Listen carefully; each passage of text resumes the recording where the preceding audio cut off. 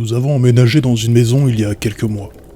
Alors que nous venions juste de finaliser la transaction pour la maison, le locataire qui habitait est décédé subitement, de cause naturelle à l'âge de 40 ans. Il est mort, en plein milieu du salon. C'est peu de temps après que nous avons emménagé, et presque immédiatement, notre fille d'un peu plus de 2 ans a commencé à parler du fantôme qui habitait notre maison.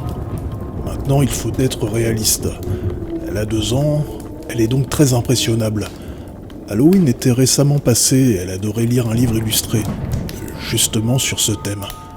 Il était donc plutôt logique que toutes ces histoires de fantômes lui viennent régulièrement en tête. Pourtant, elle continuait de me dire que le fantôme était dans sa salle de jeu au sous-sol, ou que le fantôme était dans les escaliers, ou qu'il se tenait dans le coin. Elle ne semblait pas effrayée et le considérait comme son ami. Je n'étais donc pas du tout inquiet. En effet, si un fantôme hantait vraiment notre maison, alors il semblait plutôt gentil, voire inoffensif. Je disais souvent au fantôme qu'il était le bienvenu s'il voulait rester, mais qu'il pouvait aussi partir si cela le rendait plus heureux. J'étais partagé sur l'existence réelle de ce fantôme. Elle pouvait le voir et lui parler, mais n'était-ce pas juste son imagination alimentée par son livre d'Halloween ? Jusqu'à ce jour. Alors que nous allions à la voiture pour aller à la garderie du matin, il faisait encore nuit noire et il pleuvait. Ma fille m'a dit que le fantôme était assis sur la banquette arrière et qu'elle voulait lui chanter joyeux anniversaire, parce que c'était justement aujourd'hui, son anniversaire. Encore une fois, j'ai pas trop donné d'importance à ce qu'elle disait, car elle était obsédée par les anniversaires et nous avait déjà fait chanter joyeux anniversaire à Mickey, un bol de céréales et même à la salle de bain. Nous avons donc chanté et souhaité un joyeux anniversaire au fantôme, et nous avons poursuivi. Plus tard, dans la journée, par pure curiosité, j'ai consulté la rubrique nécrologique de l'homme décédé dans notre maison. Non, j'y crois pas. C'était son putain d'anniversaire, aujourd'hui.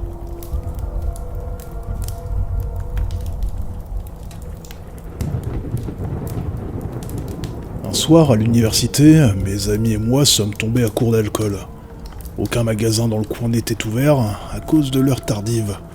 La seule option était donc de marcher à pied jusqu'à une épicerie ouverte 24 heures sur 24. Entre l'épicerie et nos dortoirs dans lesquels nous vivions, il y avait juste 2 quartiers résidentiels allongés, avec des maisons qui se ressemblaient toutes. Alors que nous marchions en direction de l'épicerie et que nous avions dépassé le premier quartier, nous avons longé un champ avec un grand feu de camp au milieu. Des gens se baladaient à cheval autour de celui-ci. D'autres jouaient avec des instruments de musique, et l'ambiance générale était plutôt festive. Cependant, les chevaux, le feu, ainsi que les lanternes qui étaient dispersées un peu tout autour, donnaient à l'ensemble l'impression que ce rassemblement était hors du temps. 5 minutes peut-être après notre passage devant le champ, alors que nous étions devant le second quartier, un de mes amis a commenté à quel point ce rassemblement de personnes était étrange et hors du temps. Mon autre ami et moi avions pensé exactement la même chose. Alors, curieux, nous sommes retournés au champ pour comprendre exactement ce qui s'y passait. Il n'y avait plus rien là-bas. Il ne manquait pas simplement les gens ou les chevaux. Il n'y avait plus de champs, mais juste des maisons. Même si nous étions absolument certains que nous étions sur la bonne route, après avoir fait demi-tour, nous avons également parcouru les routes voisines. Nous n'avons rien trouvé. Nous n'étions pas ivres, même si nous avions bu quelques verres. À ce jour, je ne sais toujours pas ce qui s'est passé cette nuit-là.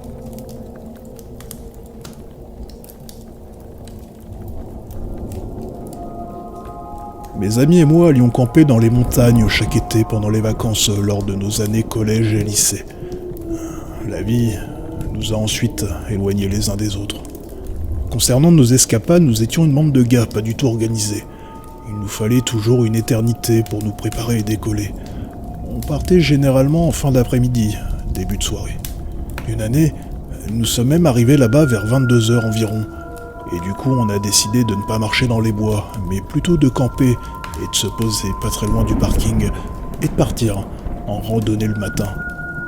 Après s'être reposé et avoir mangé, tout le monde s'est couché, sauf moi et un autre gars. Nous avons fini par errer jusqu'à une petite passerelle en bois surplombant une rivière. C'était une nuit parfaitement dégagée, remplie d'étoiles, et la lune était plutôt brillante. On s'est posé et on a discuté pendant quelques heures à propos de tout, de rien, de films, de jeux vidéo, la vie, etc. À ce moment-là, nous devions être bien après minuit. À un moment, nous avons tous les deux eu le sentiment terrifiant que nous n'étions pas seuls. C'était sinistre. En regardant au bout du pont, il y avait cet énorme arbre mort. Pas de feuilles, juste des branches griffues qui se découpaient du ciel. J'ai dit, mec, je te jure, cet arbre il me fait flipper. C'est idiot, tu trouves pas? On a essayé de l'ignorer, mais nous devenions de plus en plus tendus, jusqu'à ce que je me dise, allez, rien à foutre. Je suis un homme adulte, je vais pas avoir peur d'un foutu arbre. Je vais aller voir. Aux 2/3 du chemin sur le pont, j'ai eu l'impression que quelque chose m'avait atteint et serré mon cœur qui battait la chamade. Je suis juste devenu totalement glacé. J'ai fait marche arrière et je me suis dit, bon, ok, j'ai peur d'un arbre. Je pense sérieusement que je ne reviendrai pas si je vais le voir de plus près. C'est clair. Nous nous sommes retirés du pont et avons décidé de nous coucher dans nos sacs de couchage près de la voiture. Le lendemain matin, après le petit déjeuner, nous avons décidé de faire notre randonnée en empruntant le sentier en direction du pont. À mi-chemin, mon ami s'est figé. Hé, mec, je regarde au bout du pont. C'est une clairière. Et il n'y a pas d'arbre là-bas.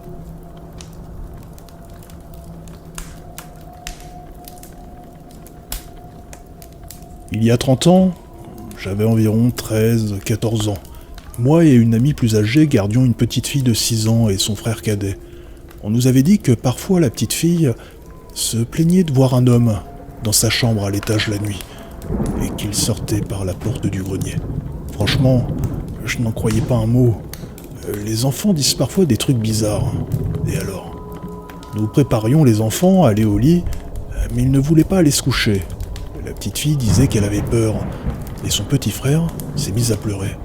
Elle a demandé si elle pouvait dormir dans le lit de sa mère jusqu'à son retour à la maison. Le petit frère voulait l'accompagner. Nous les avons donc couchés dans la chambre de leur mère, et nous leur avons raconté des histoires rigolotes, jusqu'à ce qu'ils soient bien fatigués. Quand nous sommes partis, les 2 enfants étaient pratiquement endormis, la porte entr'ouverte, la lumière du hall allumée. 1 heure plus tard, nous étions assises devant la télé, et tout allait bien. Alors que je devais passer furtivement devant leur chambre pour utiliser la salle de bain à l'étage, j'ai jeté un coup d'œil rapide sur le chemin du retour, et j'ai entendu le petit garçon émettre un tout petit ronflement. Tout était silencieux. En bas, on a continué de regarder la télé. Environ 20 minutes après, de nulle part, nous avons entendu cogner, des sons vraiment lourds. Les enfants ont immédiatement hurlé. Nous avons monté l'escalier en catastrophe, et nous sommes rentrés dans la chambre des enfants. Ils couraient partout. Bang, bang à nouveau. Cette fois, j'avais les yeux rivés sur les enfants. Ils n'étaient pas à l'origine du bruit. Ils m'ont regardé dans les yeux, terrifiés.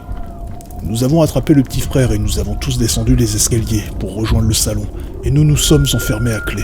Tout était redevenu silencieux, à part la télévision que j'ai rapidement éteinte. Nous sommes restés là, en silence pendant environ 5 minutes, en nous serrant les uns contre les autres. Au bout de quelques minutes, la petite fille, les larmes aux yeux, m'a dit simplement « L'homme était en colère parce que je n'étais pas dans ma chambre.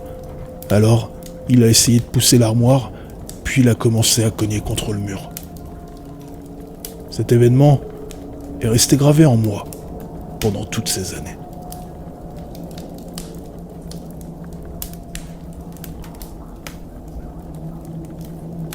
Mon ex-mari était une mauvaise personne.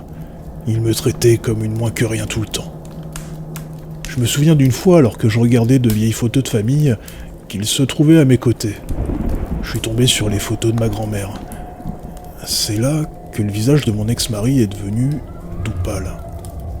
Il avait l'air d'être en état de choc. Je lui ai demandé ce qui n'allait pas, et il m'a dit qu'à chaque fois qu'il se disputait avec moi, une vieille dame lui apparaissait. Parfois elle apparaissait dans le couloir ou debout du côté de son lit. Elle ne se montrait qu'après que nous nous soyons disputés. Il m'a dit, une fois, après que nous ayons eu une très très mauvaise dispute, il était allé prendre une douche. Et quand il a eu fini, en sortant de la salle de bain, la dame se trouvait devant lui. Il a paniqué, fermé la porte, et il m'a ensuite dit que quelqu'un avait frappé légèrement la porte pendant quelques minutes. Mon ex-mari avait eu si peur qu'il avait commencé à sangloter. Je lui ai demandé à quoi ressemblait la dame. Il a alors pointé la photo et m'a dit « C'est elle, la vieille, que je vois tout le temps ». Des années plus tard, alors que je me baladais avec mes enfants et un nouveau compagnon, une dame s'est approchée de ma fille et a commencé à lui parler. Mon compagnon de l'époque n'aimait pas que des étrangers parlent ou touchent nos enfants. Pourtant, cette fois, il n'a rien dit. La dame a alors dit à ma fille qu'une femme plus âgée avec des lunettes se tenait à côté d'elle. Elle a dit également que la femme plus âgée lui disait que ma fille me ressemblait quand j'étais petite, mais aussi à quel point je lui manquais. Puis elle a dit « Son nom est Anita ». En effet, c'était le nom de ma grand-mère.